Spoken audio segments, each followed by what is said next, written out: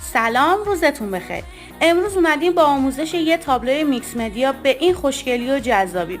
اولین کاری که میکنیم با رزین یه سری قسمت ها رو برجسته میکنیم، مثل لب و ساعت. یه سری اکسسوری اضافه میکنیم، گردنبند، گوشواره که من خودم یه مقدار تغییرش دادم.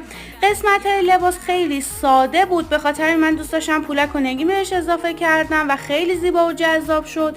دور ساعت و بعد از اینکه رزینم خوش شد اینجوری نگین کاری کردم، خیلی زیبا شد. شما هم میتونید از این کار خیلی راحت با یه چسب ساده بچسبونید و درست کنید که البته من به صورت کاملا حرفه‌ای و با کیفیت این کار رو براتون انجام میدم.